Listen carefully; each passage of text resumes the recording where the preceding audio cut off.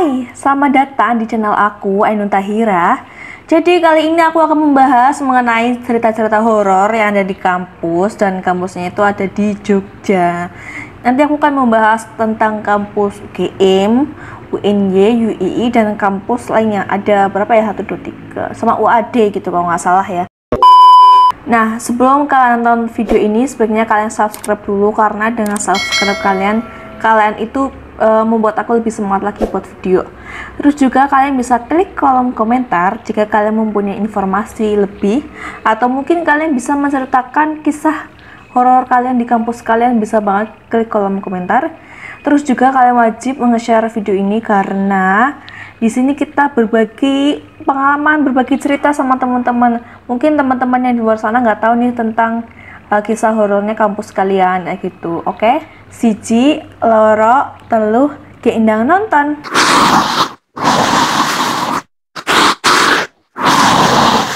Kampus pertama adalah UGM, Universitas Gadjah Mada.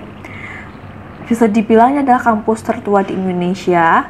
Terus juga pasti semua orang sekolah di mana gitu ya, pasti bilangnya UGM ya, kayak gitu.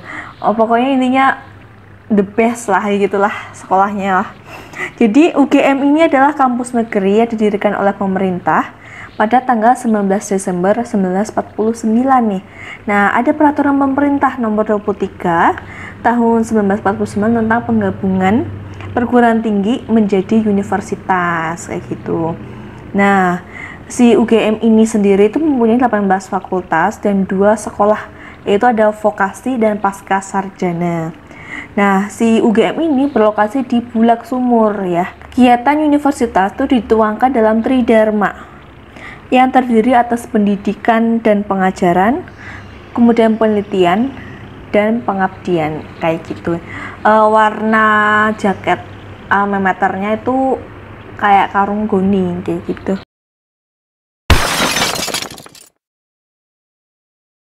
Yang pertama adalah hantu mayat di Fakultas Kedokteran UGM.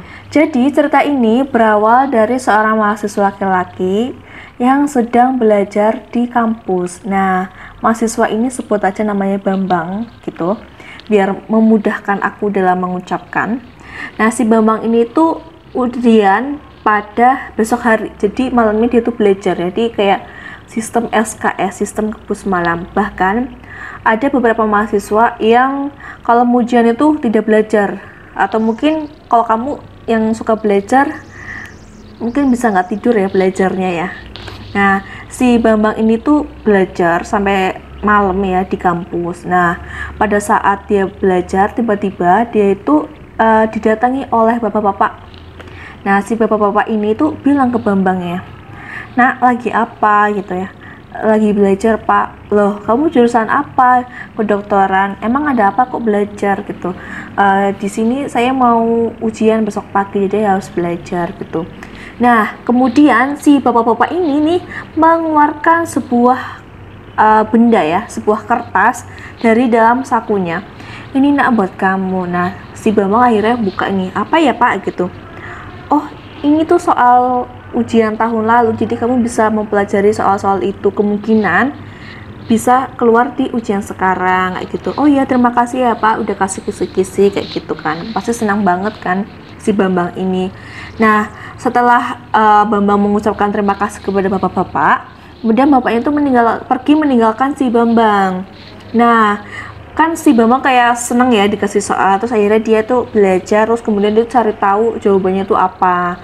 Nah, udah selesai belajar, akhirnya dia tuh pulang ke kos. Jadi esokan harinya ujiannya itu ada 2 versi, yaitu ujian tertulis dan ujian praktek. Nah, si Bambang ini harus melalui tahap pertama, yaitu ujian tertulis dulu. Nah, pada saat masuk kelas nih, si dosen membagikan soalnya. Nah, pada saat Bambang kebagian soalnya nih, kemudian Bambang kan kayak lihat-lihat soalnya ya, pasti semua mahasiswa seperti itu ya, soalnya susah apa enggak, kayak gitu. Nah, pada saat dia lihat, kok dia tuh kayak kaget ya, "Loh, kok ini soal yang aku pelajarin semalam ya," kayak gitu kan. Dan ini bener-bener sama persis sama yang aku belajar di malam, dan aku tuh tahu jawabannya. Nah, karena udah tahu jawabannya dan dia juga nggak pikir lama, akhirnya dia tuh mengerjakan dengan waktu yang relatif cepat lah, yang udah tahu jawabannya sih. Nah, karena udah selesai nih ujiannya tertulisnya Bambang, dan akhirnya Bambang tuh melanjutkan ujian prakteknya. Nah, ujian prakteknya itu tentang pembedahan mayat. Ya, jadi mayat itu mayat asli, mayat beneran gitu ya. Nah, Bambang itu kebagian mayat yang di sebelah sini gitu ya. Jadi setiap mahasiswa itu ada mayatnya sendiri. Jadi si Bambang udah kebagian mayatnya sendiri. Nah, setelah si dosen itu mengumumkan tentang peraturannya harus kayak gimana ujian prakteknya itu. Nah, si Bambang pelan-pelan nih buka kain penutup mayat. Dia tuh kaget guys, dia tuh kaget melihat mayatnya. Jadi mayatnya itu adalah bapak-bapak yang dia temuin semalam, yang dia kasih soal gitu loh. Jadi bapaknya udah ngasih soal, ternyata mayat ada di situ gitu loh. Jadi sontak si Bambang tuh kaget banget kan, dan kayak masa sih ini bapak-bapak yang aku temuin tadi malam, enggak deh, enggak gitu kan ya. Seperti itu mungkin apa ya, bapak-bapak ini kasihan ya, karena lihat si Bambang kerja keras kayak gitu, belajar tekun, dan akhirnya kasih soal bocorannya gitu. Menurut kalian gimana? Kalian kalau nemuin orang yang baru temuin dan ternyata orang itu udah meninggal gitu ya, pasti takut, kaget, kayak nggak nyangka kayak gitu kan.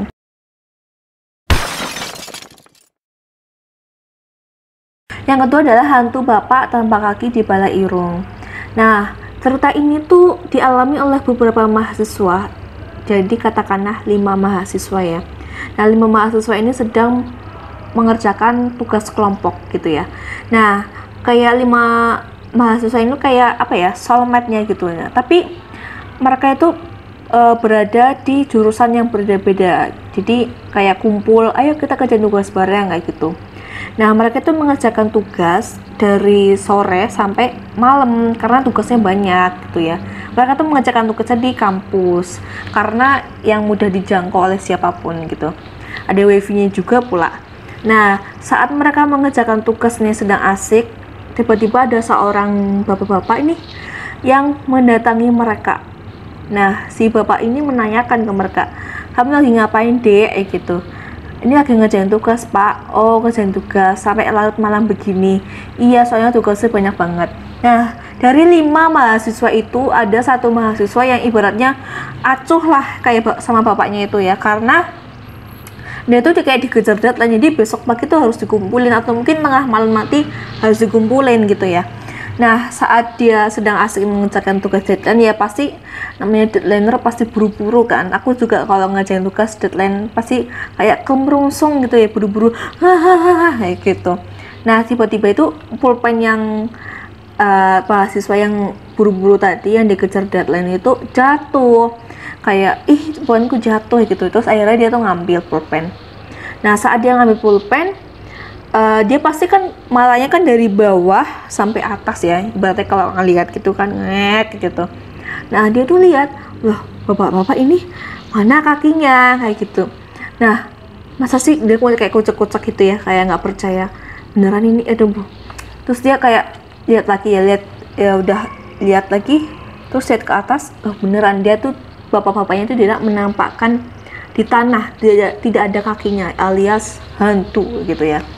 Nah, karena dia takut ya mengganggu suasana teman-temannya, jadi akhirnya dia tuh memutuskan untuk diam. Terus akhirnya dia kayak aku nggak bisa lama-lama di sini, dan akhirnya dia tuh memutuskan untuk pulang juga. Nah, sesampainya dia di kos, dia itu mengabari teman-temannya melalui WA kayak gini, guys, kalian harus satu persatu pulang ya, tapi jangan berisik dan jangan membuat curiga sama si bapak-bapak itu, karena bapak-bapak itu tidak nyata guys, bapak-bapak itu adalah hantu guys, jadi kalian tidak boleh teriak ya. Oke. Nah, satu-satu nih temennya pada pulang. Nah, giliran yang terakhir yang nomor 5 ini pasti bingung kan. Nah, si nomor 5 ini ya pasti takut dong ditinggal sendirian.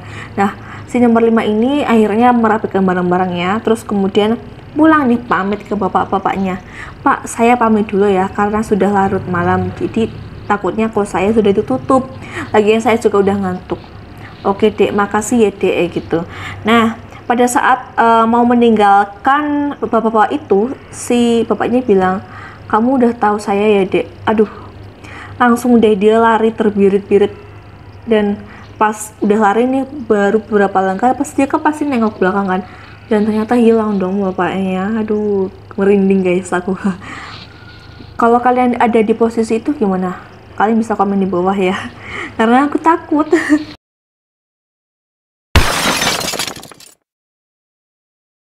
Oke, cerita ketiga adalah dilarang menyanyikan lagu Gugur Bunga di bundaran Fakultas Teknik. Loh, kenapa dilarang kayak gitu kan?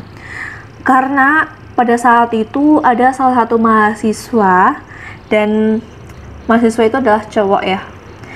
Nah, si cowok ini tuh patah hati karena melihat pacarnya itu selingkuh. Dan karena nggak terima, ya udah akhirnya dia tuh memutuskan untuk bunuh diri. Dan sebelum dia bunuh diri, dia itu menyanyikan lagu Gugur Bunga kayak gitu. Jadi ya mungkin lagu Gugur Bunga itu lagu favoritnya dia, jadinya dia nyanyi kayak gitu. Jadi hati-hati ya kalian.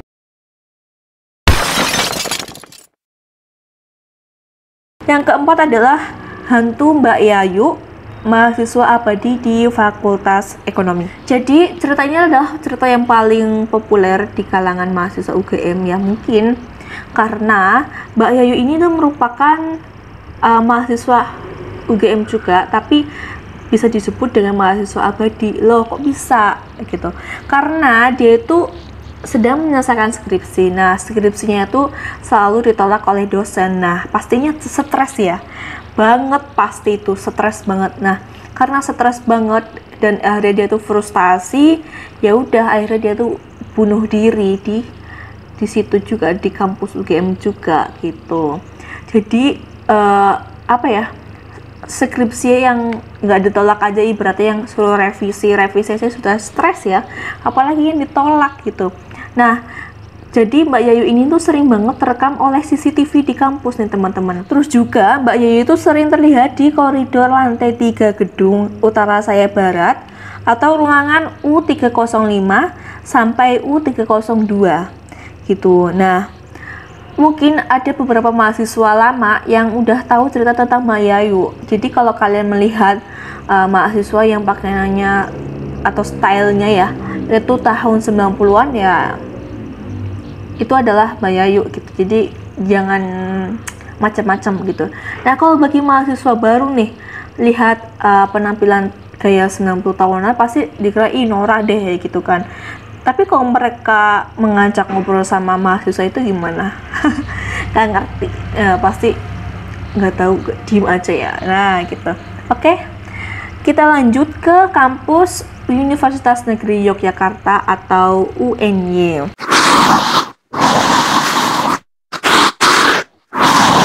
Jadi sebelum namanya jadi Universitas Negeri Yogyakarta atau UNY itu, dulu namanya adalah IKIP atau Institut Keguruan dan Ilmu Pendidikan Yogyakarta. Nah, si UNY ini tuh didirikan pada 21 Mei 1964. Jadi ada 8 fakultas dan lebih dari 1 jurusan.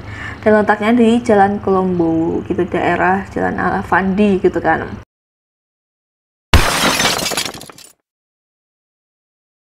Yang pertama adalah hantu Siska di Student Center.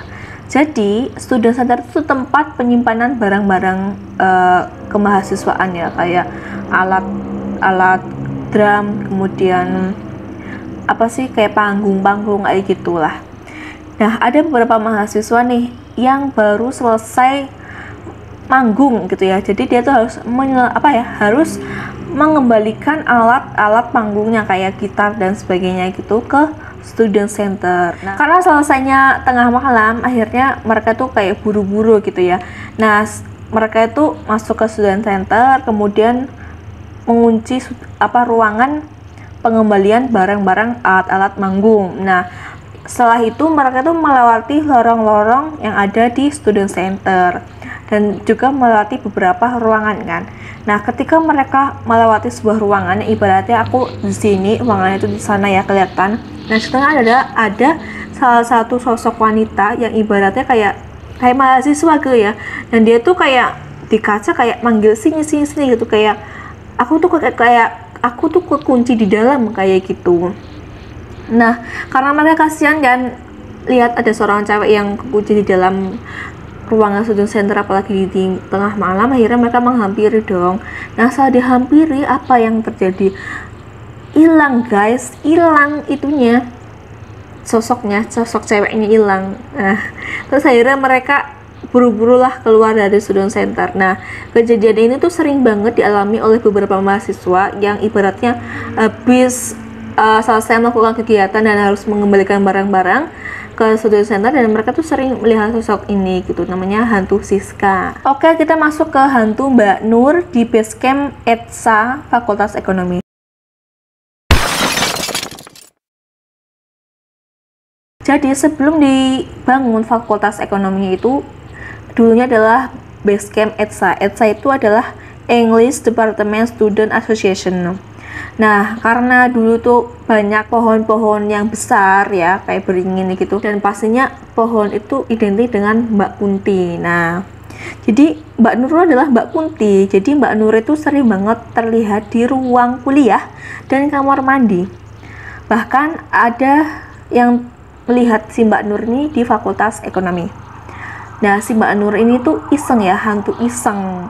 Nah, si Mbak Nur ini suka banget mematikan kran. Setelah kita tuh masuk ke dalam kamar mandi, kan biasanya kalau kita ke kamar mandi biar gak kelihatan kita ngapain, kan biasanya kita menyalakan keran kan, biar gak kelihatan. Nah, setelah kita masuk dan nyalakan keran, tuh kerannya langsung dimatiin sama Mbak Nur gitu. Dan Mbak Nur tuh jahil sih menurut aku.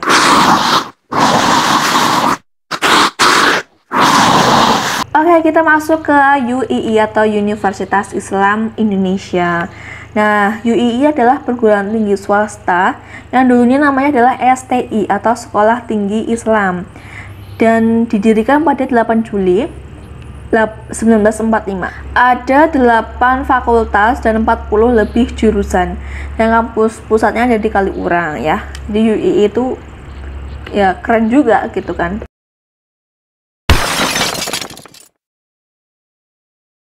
Jadi mitos ini itu sering banget diceritakan oleh dosen-dosen UII, dan pernah suatu ketika temen aku itu mengalami hal yang sama gitu. Jadi mitosnya adalah dilarang naik ke lantai 4 pada jam 4 gitu, dan jadi temen aku tuh mengalami bener-bener kejadian ini gitu ya. Jadi temen aku tuh cowok, dan dia itu kayak diamanahkan oleh teman-temannya sebagai ketua kelas. Yang namanya ketua kelas pasti dia mengumpulkan tugas-tugasnya dari teman-temannya untuk diserahkan ke dosen. Nah, lantai 4 itu khusus ruangan buat dosen, yang mana khusus buat pengumpulan tugas gitu ya. Nah, karena dulu itu masih maba ya, mahasiswa baru, temanku tuh nggak ngerti kalau ada larangan dilarang naik ke lantai 4 pada jam 4. Jadi si dosen-dosen tuh juga males kepada mahasiswa yang ibaratnya Pak, Bu, saya baru selesai mengerjakan tugas nih, gimana ini gitu, apakah saya harus naik ke lantai 4 gitu ya. Dan mereka tuh WA-nya itu misalnya jam 5, nggak usah, besok saya janji ketemu kamu aja di kampus jam 7 pagi atau mungkin jam 9 pagi gitu. Jadi si dosen tuh malah lebih baik bertemu langsung dengan mahasiswanya ketimbang harus naik ke lantai 4 pada jam 4 sore gitu. Nah, si temanku ini tuh karena tugasnya banyak ya, jadi baru bisa mengumpulkan tugasnya pada jam 4 lebih ya, sekitar setengah 5 gitu ya. Nah, karena dia sebagai ketua kelas, akhirnya dia tuh mengumpulkan tugasnya sendirian ke lantai 4 pada setengah 5 sore. Pada saat menuju ke lantai 4, temanku ini tuh kayak ngerasa, ya ampun sepi banget gitu ya, gelap gitu ya, udah jam setengah 5 sore sih. Terus juga kayak sunyi, kayak bikin bulu kuduk merinding gitu kan.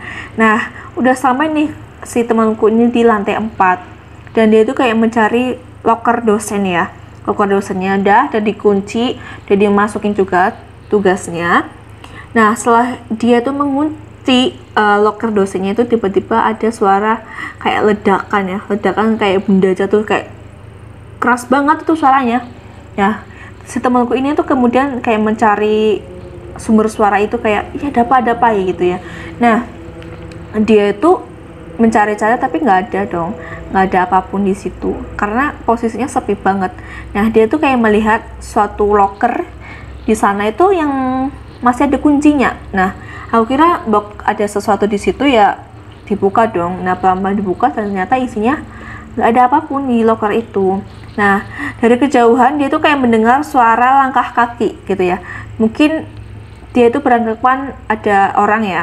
Nah, saat dilihat dari lantai 4 dan orangnya itu yang langkah kaki itu ada di lantai 3, iya ada mahasiswa nih. Nah, dia tuh nungguin di deket lokernya yang tadi ngumpulin tugas. Nah, setelah itu aku tiba-tiba udah di dekatnya dong si mahasiswa itu, dan dia tuh nggak ngerti langkah, maksudnya arah jalannya si mahasiswa tadi gitu ya, yang mau naik ke lantai 4. Terus temanku kaget, lah ini orang dari sini gitu kan. Terus habis itu temanku ini kayak kamu dari mana? Dia tuh diem aja gitu ya.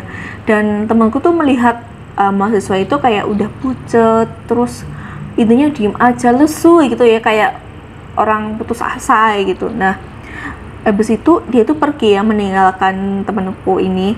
Terus temanku ini ngikutin dong. Nah, setelah itu ngikutin dia mahasiswa ini tuh menuju salah satu ruangan yang ada di lantai 4. Dan ternyata setelah itu dia nembus pintu. Terus temanku lari gitu teman-teman. Dan habis itu temanku kayak ketakutan ya, kayak harus aku gak mau lagi ngumpul tugas kayak gitu kan. Oke, kalian bisa percaya atau tidak itu tergantung kalian, tapi di sini saya tidak akan memaksakan kalian untuk percaya, tapi ini adalah cerita nyata nih dari teman aku kayak gitu.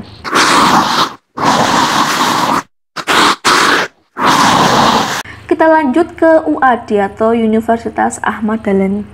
Jadi perguruan tinggi swasta ini didirikan pada 18 November tahun 1960. Nah, jadi UAD itu adalah pengembangan dari IKIP Muhammadiyah Jogja. Nah, dia itu memiliki 11 fakultas dan 1 program pasca sarjana. Lokasinya ada di Umbul Harjo. Terus yang aku tahu UAD itu gedungnya itu ada pokoknya mewah lah gitu ya, yang ada di ring road mana nggak tahu, pokoknya intinya pinggir jalan pas UAD 3 kalau nggak salah.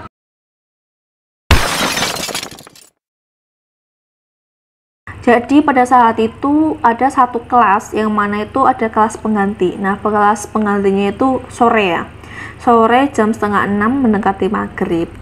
Nah, jadi ketua kelasnya ini itu kayak harus memantau WA ya, siapa tahu nanti dosennya nggak masuk atau mungkin kelasnya cuma sebentar aja karena udah sore gitu. Nah, setelah semua mahasiswa masuk ke kelas, kemudian ada dosen yang masuk ke kelas. Nah, dikiranya mahasiswa itu adalah dosennya, tapi dosennya adalah diem banget tuh, maksudnya kayak nggak memberikan salam, terus kayak nggak menyapa mahasiswa, kayak nggak memulai pelajarannya gitu ya, malah meneng wae di situ gitu kan. Nah, karena si ketua kelas itu harus memantau WA, dan akhirnya dia tuh mendapatkan WA dari dosen yang mengajar pada kelas sore itu. Dan dia tuh kaget dong, kepala dan ketua kelas itu kaget dong setelah dia membaca WA dari dosen yang mengajar pada sore itu. Jadi si dosennya itu nggak bisa mengajar sore itu karena ada halangan gitu kan. Nah, akhirnya dia tuh mikir lah, dosen yang di depan tuh siapa. Terus akhirnya si ketua kelas itu menceritakan apa yang terjadi di kelas. Dia menceritakan, Pak, di sini ada dosen yang tiba-tiba masuk gitu ya, dan dosen itu diem aja, Pak, gimana nih solusinya gitu kan. Oke, jadi si dosennya bilang, ini aja Mas, kamu bisa mengetes dosen itu dengan menjatuhkan polpen. Nah, kamu bisa nih lihat apakah dosen itu menampakkan di tanah atau tidak gitu, ada kakinya atau tidak gitu kan. Kalau misalkan dia tidak menampakkan kaki di tanah atau tidak tapak di tanah, itu kalian mahasiswa satu persatu keluar ya, keluar dari arah belakang, dari bangku paling belakang satu persatu, dan jangan buat kegaduhan dan jangan berteriak supaya kondisi kelas itu tetap aman gitu ya, aman terkendali. Nah, akhirnya si ketua kelas itu meng-share perintah dosennya ini ke grup kelas, dan sontak ya, pasti teman-teman pada kaget gitu. Terus akhirnya mahasiswa ini satu persatu keluar kelas ya. Oke, setelah keluar kelas, akhirnya tinggallah si ketua kelas ini nih. Nah, setelah ketua kelas ini itu mau menuju kayak melewati dosennya, inti si dosennya bilang, kamu sudah tahu saya ya, gitu. Dan ketua kelas ini langsung menjerit dong, langsung lari ketakutan, terus langsung menghampiri teman-temannya kayak gitu. Oke, segitu dulu ceritaku kali ini, dan semoga kalian bisa terhibur dengan ceritaku kali ini dan kalian bisa memetik sebuah pelajaran di sini. Oke, segitu dulu ceritaku kali ini. Kalian bisa memetik pelajaran dari ceritaku ini karena di sini aku berbagi cerita aja, pengen menghibur kalian dan kalian bisa meningkatkan ibadah kalian supaya kalian tidak takut terhadap mereka-mereka yang berupa makhluk halus kayak gitu. Oke? Dan terima kasih sudah menonton videoku ini, dan matur nuwun.